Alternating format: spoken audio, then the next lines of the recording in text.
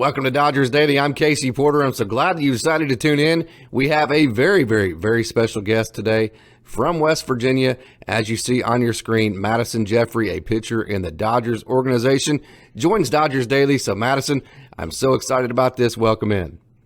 Thank you for having me. I appreciate it. Okay, so one of the things I'm most excited about, the type of guys that I gravitate towards the most, are guys like you, guys that they show confidence, and they also have a lot of grit, a lot of mental toughness, and it just really shows out every time you pitch. So I got to ask you, man, where did this grit come from? The blue-collar mentality, just the toughness you pitch with. I know West Virginia, I know where you came from, Ona and all that, but where did all that come from? I think it honestly started early in my high school career. I kind of remember my freshman year, I broke my hand, and I had to wear a cast for about 4 or 5 weeks. And we were going into our first game of regionals, and I took my cast off, and that's how bad I wanted to play. I took it off by myself. Sadly, I didn't get to play in the next game or anything, and the doctor wasn't really happy with me. But I think that's when I kind of noticed that I kind of had that blue-collar mentality. It's just the want to get better, so it's just kind of always been there for me, and I think it's just a natural thing. But honestly, I'm really glad that I have it. No doubt. You got to play for Tracy and George, and they are father and son, and they've won, like 1,000 games combined, something like that. Just legendary guys. Mm-hmm. You have to be tough. You have to be blue-collar. You have to be very competitive to play for those two, right? Right. Oh, my gosh, yeah. And growing up, I knew both of them pretty well because I was close with their with Coach Brumfield's stepson. So I kind of got a firsthand look at how they kind of go about things. And one thing I took away from both of them was know when to be laid back, be relaxed and everything, and then know when to kind of flip the switch and kind of go in that game mode. So I took a lot away from those guys, and I'm really happy that I got to play for both of them. Did you ever get one of the fiery pep talks from George? Oh my gosh, yeah. Oh my gosh, yeah. And it might have been in the 5th inning on the mound, and I might have walked 2 or 3 guys, and that's when I kind of got one, and that's when I kind of realized, all right, this guy means business. So, yeah, I got a few of them. Okay, you're the West Virginia Player of the Year your senior year. You grew up about 12 miles from Huntington, which is where Marshall University is located. So I'd imagine you grew up a big Marshall fan, probably a Randy Moss fan back when they turned Division I, right about in the middle of your childhood. So I'm sure they were pulling at you pretty hard. You ended up going to West Virginia. Randy Mazey runs a wonderful program there. Michael Grove went to West Virginia. So I'm sure you were torn in all sorts of different directions. You probably had schools other than those two pulling at you too. So take us through that decision. Yeah, when it came down to Marshall and West Virginia, that was probably the toughest decision I had to make. Growing up, I was a Marshall fan. I lived 10 minutes off of their campus. So always grew up loving Marshall, loving the green. But as soon as West Virginia reached out to me, man, it was quick. Everything happened very quick for me. It's just, I saw West Virginia's facilities. I talked to Coach Mazey. I talked to Coach Sabins. And at the time I talked to our old pitching coach Serrano. And once I saw the facilities, it happened in 2 weeks. Mm-hmm. And the crazy part is they saw me on Twitter. West Virginia saw me on Twitter. Coach Sabins reached out to me that day when the video was posted on Twitter, and I committed 2 weeks later. But it's funny too. I still remember I had an exit meeting with Coach Mazey after my freshman year, and he asked me. He said, "Now I got to know." He said, "Are you still a Marshall fan?" And I told him, I said, "Coach Mazey, I'm still a Marshall fan at heart, man."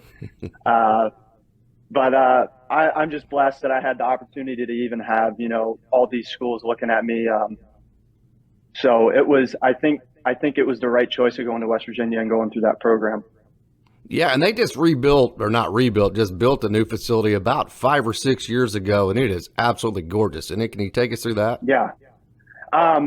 So I think it was my sophomore year is when we got our new weight room. And that, to this day, I still think that weight room is the best weight room I've ever been in my life.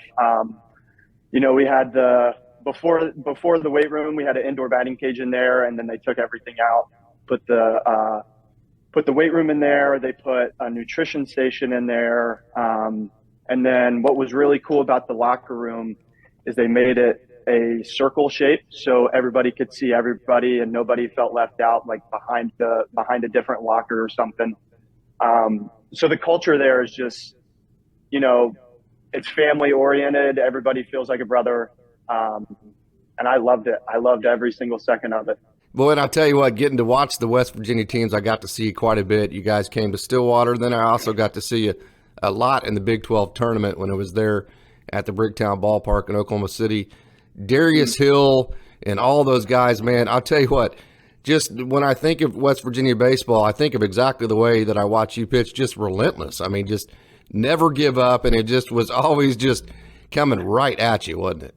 Right, yeah. And I think that kind of blue-collar mentality is also at West Virginia, too. It's definitely in the culture. Coach Mazey has built an awesome culture within the program. But I got some things that I learned from guys like Darius Hill and then Alec Manoah, too. I mean, it's just those two guys in particular, when I was there my freshman year, they kind of took everybody under their wing and showed them exactly like what it meant to be a Mountaineer and how to play like a Mountaineer, too. So it was really cool to see, and it's really cool to see now their progress and then their successes right now. I got to ask you a question. Did Darius Hill actually ever make it out in college? I don't think I ever saw it with my own eyes. I don't think he did, man. I don't think he did. And I think if he did, it was a very rare occasion. It was very rare. I think there was like once, like he hit a ground ball to shortstop, and I'm like, okay, we're finally getting this dude out. And then like the shortstop bobbled it, and then the first baseman couldn't. I was like, well, girl, there goes that chance. We're not getting him out ever again. He was amazing, wasn't he? Yeah, even if he hit it to the shortstop, that guy was sprinting down the line. It's just 100% effort at all times. Yeah, absolutely. Okay, Michael Grove also went to West Virginia. He did not get to pitch the second half of his sophomore year than any of his junior year because of Tommy John. But do you and Michael talk about your days at West Virginia? You guys close? No, we're not. I mean, we're not super close. I've only talked to him a handful of times. But I'm sure that this year I probably will talk to him a little bit more because West Virginia is actually coming out to Arizona early in February to play University of Arizona. And then I think they're playing the Diamondbacks. They might be playing like a minor league squad or something. But yeah, I mean, it was really cool. The summer going into my freshman year, I was up at West Virginia pretty early. And he was still there kind of like rehabbing and throwing bullpens and stuff before he made his decision on coming to the Dodgers. So I got to see him a little bit and got to see how he worked and everything. And but no, we're not super close, but I'm sure that this spring training I'll get to talk to him a little bit more. I keep screaming from the mountaintops that Michael Grove is quite possibly the most underrated pitcher in all of baseball. That dude's stuff is just his curveball and the fastball with the movement on it. He's totally legit. Hey, let's talk about your draft day. I know it was really cool for you. I know you kind of had a ballpark area where you thought you would be, but as the time went on, you're like, well, okay. You start not trusting any of the process as the day goes on. You weren't first day, so take us through that whole process and how it became nerve-wracking for you and how it all went down. Yeah, I mean, I kind of knew that I wasn't going to go first day, but I kind of fed into the norm of, middle of the season, I get caught up in looking at the mock drafts and everything. And it had me anywhere from the third round to the eighth round. And once that second day rolled around, I started getting a little nervous once we passed about the fifth round. But then I started getting calls from my agent, started getting calls from some other teams. And the Dodgers, John Atkins actually called and said, look, like, we want you. We want to take you. We don't know when it's going to be, but, kind of stay on your toes a little bit. Third day rolled around, and that's when the nerves were rolling, man. It was rolling because, I mean, coming from that small town in Barboursville, West Virginia, man, you don't think that anybody's really going to make it out. So I kind of fell into that trap too of thinking, all right, this might not happen. I might have to go back to school. And then I was sitting there, we were watching the TV, round 15 rolled around. Dodgers pick came up, and next thing you know, they said my name, and it was like the weight of the world was off my shoulders, man. It was very nerve wracking, but once I got to talk to Paul Murphy after they called my name and everything settled down for me, and I was just ready to go to work. You played in the MLB draft league, I guess is what you call it, the summer before you got drafted. I'm not familiar with that league. Can you take us through that and your experience in that league? Yeah, it was actually pretty cool because when I played in it, it was the first year that league has ever been a thing. So what they did is they took like all the teams that got cut due to COVID. So it was like the short season teams and some of the small rookie teams that got cut during COVID, and they kind of, like, I wouldn't say rebranded the teams at all, but they took these teams, made them into a league, and it kind of took you through like what a minor league season was kind of going to look like. Obviously, it wasn't like the 150 some games or anything like that, but you were in a locker room setting like a minor league team. You were with a team, and I mean, you had scouts all over the place at every single game watching what you did. But it was just a really good experience to get your draft stock up, and that's what their goal was. It was to up your draft stock and everything. And it was a cool experience to meet a lot of guys. It was cool to see a lot of the guys actually get picked up by teams, and really cool to see how the draft league actually worked. And I think that league can only get better from then on. And it was really cool too. Michael Hobbs, I got to play with him. He was on the same exact team. I know another guy, Garrett Spain. He was on our team. He's now with the Blue Jays. So it was really cool to see their goal actually pan out to the way they wanted it to be. Mm-hmm. But yeah, I can't say enough good things about it. And they even had, I think every coach was a ex-MLB player. So our head coach was Jed Jericho. So our head coach is Jed Jericho. And then I know one of the other teams, one of their coaches was Coco Crisp. So it was really cool to see all these guys come in, and it was really cool to take all the information, from these guys. And I can't say enough good things about it. It was a great summer for sure. Old Jed, West Virginia boy. And yeah, well, he loves to hunt. Did he take you hunting? Did he show you any of his hunting spots? No, not really. But I learned a lot of things off the baseball field from him. So just a great guy in general, kind of, he kind of showed me how to kind of relax. Yeah. Cause I'm always 100% go. Yeah. But he was definitely a big help in that too. And, but yeah, it was a great experience for sure. He's amazing to watch because, like, you talk to him like, a minute and a half before he goes up for a really big at bat, and he's just joking around and talking about how he's going to go hunting the next week, and then it's like he flips a switch, and you're like, holy cow, this is a totally different guy than he was 45 seconds ago. It was amazing. Exactly. The way he was able to do that. Okay, so let's get to your stuff. The fastball, the slider, the cutter. The cutter was hitting 92 last year. When you can hit 92 with a cutter, that's pretty darn good. So tell us where your stuff's at right now and where it's headed into the offseason. Yeah, I mean, I think, coming from the beginning of spring training last year, my stuff was not there. It was not there. The command was not there. I was trying to perfect myself. And I was trying to fit the professionalism, if that makes any sense. I wasn't being me at the beginning of spring training. And, that's when I kind of remembered, they didn't draft me to look professional. They drafted me for me. So I was in extended for about 4 days. I threw in one extended game. And then the next thing I'm in Rancho. Once I got to Rancho, man, that switch flipped pretty quick. I got under the belt of Shu, under the belt of Duran and Troncoso.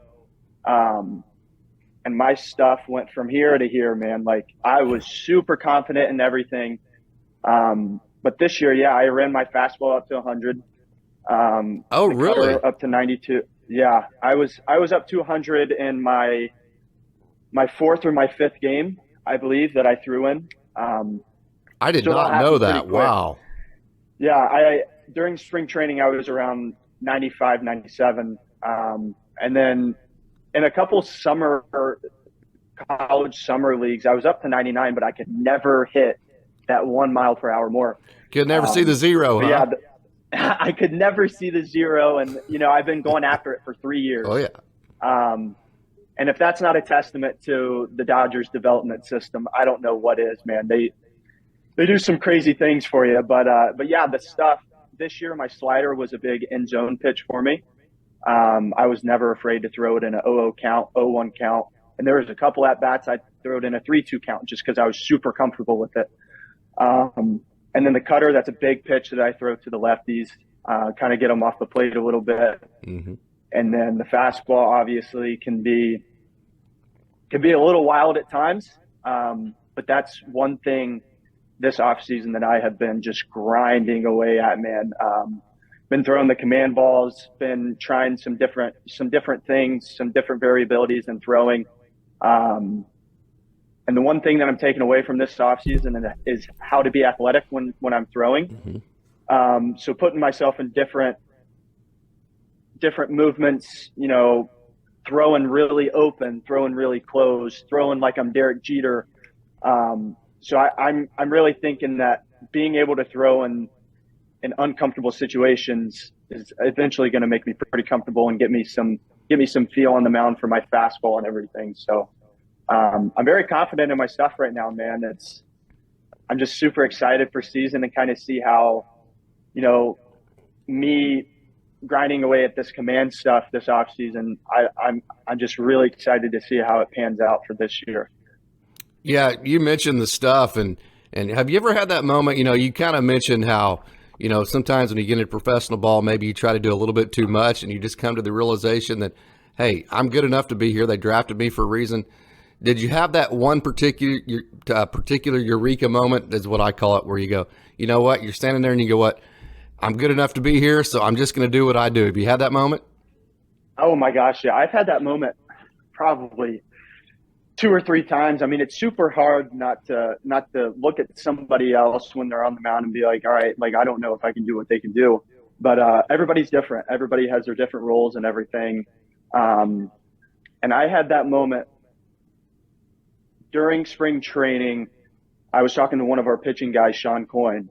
I had a really bad outing the day before. The next day he brought me into the meeting room and we sat there and talked. He goes, look, dude, he said, you're trying to be somebody or not. And I was like, you hit the nail on the head, man. You hit the nail on the head. And he said, dude, we drafted you for you. We drafted you for that crazy, dog mentality on the mound. And then that next, I think 3 days later, I pitched against the White Sox, and it was 3 up, 3 down, 3 Ks, or 2 Ks and 1 ground out. So, I've had that moment multiple times, but I'm kind of learning how to deal with it and learn how to get through that. So, yeah, as competitive as you are, do you ever find yourself trying to strike everybody out sometimes? And you just kind of stop and go, yeah. You know what, dude, just throw strikes and we're going to get out. Do you ever find yourself thinking that way? Yep. And even when Gator was behind me all year this year, I'd kind of look back at him and he'd give me one of these, and I'm like, all right, like I should calm down a little bit. But no, I kind of keep that fire lit underneath of me, man. Even if it's just off the field in the weight room, playing catch, I kind of always have that fire lit underneath of me. So it's a good thing to have. As in the coaching ranks, we always talk about how it's easier to slow somebody down than it is to speed them up, which is true. But right. I tell you what, when you have bulldogs like you on a bump, sometimes getting that thing to slow down a little bit can be the hardest thing to do. But very, very, very competitive. Okay, I got to ask you, had you ever been to California before? No. Whenever you hit Rancho? I've never been to California. It was completely different. Gosh, even Arizona, man. Being out in Arizona and California is just completely different than back home. Do you ever stand there and look at the mountains and go, holy cow, am I really doing this right now? Oh gosh, yeah. Oh my gosh, yeah. It. I think it kind of hit me when I was in. I think it was my first. It was my first week in Rancho because when I first started with Rancho, I started in Modesto with them. Mm. So we were on an away series, and then That's a we cool came back. ballpark too, isn't it? Yeah, it is. Modesto, It yeah. is. Yeah, and then I came back, and I think it was the first game, and I was in the dugout for the first couple innings before I went down to the pen. And in Rancho, you can kind of see the mountains over center field and right field. And I was like, I'm actually I'm here. I'm in the middle of a minor league baseball game for the Dodgers Mm. in the middle of California, somewhere I've never been before.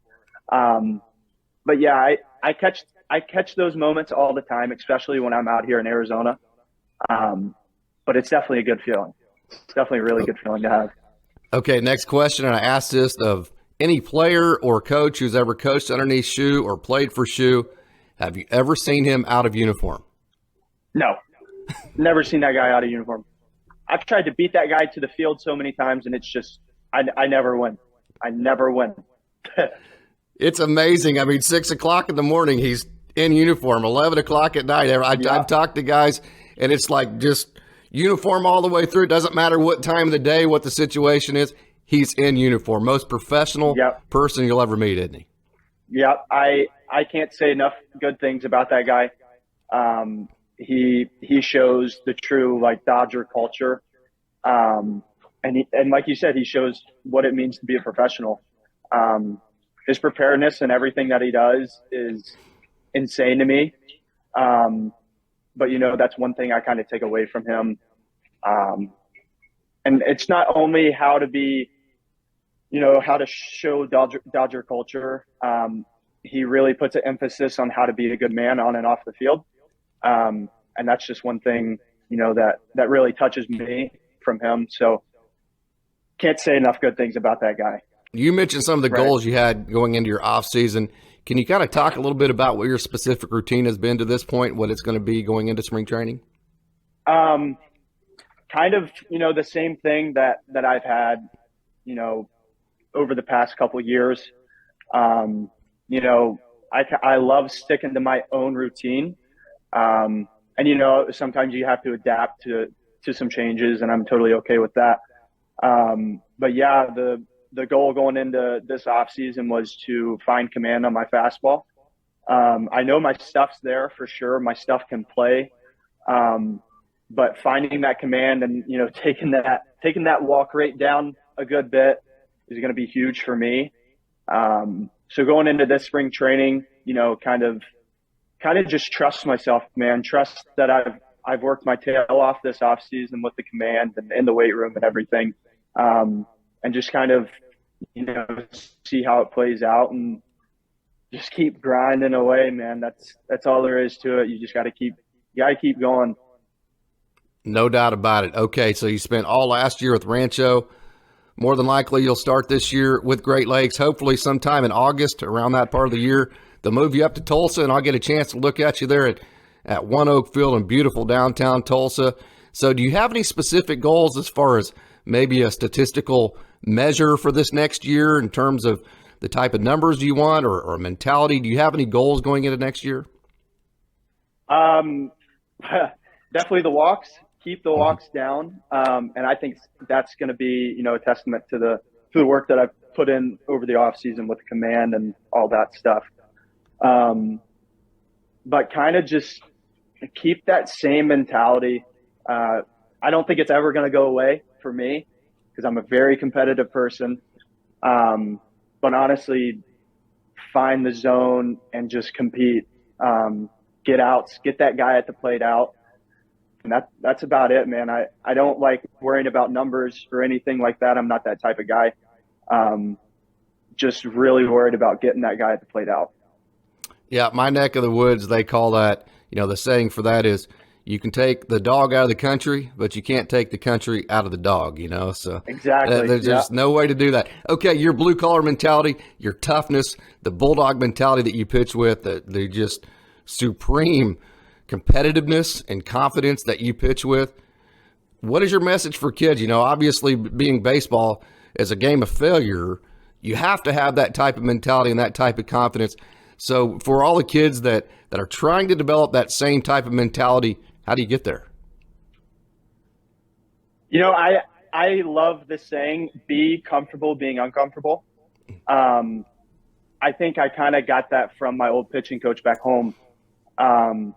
And I've kind of lived by that, man. Like, you're going to be put into some situations that you're just totally not, you think you're not ready for, or you think you're not good enough for it. But I love being in the situations that I know that I'm uncomfortable.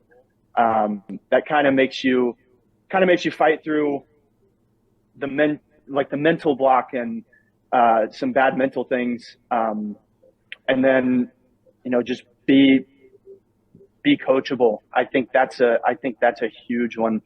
You know, trust me, I don't even know everything, and I'm still learning about baseball. I've only pitched since my junior year of high school. So definitely be coachable, be comfortable being uncomfortable, and I think you're really going to see some things go pretty far for yourself. So, and just keep working, man. No matter what happens, keep working. If you put in the work, good things will come.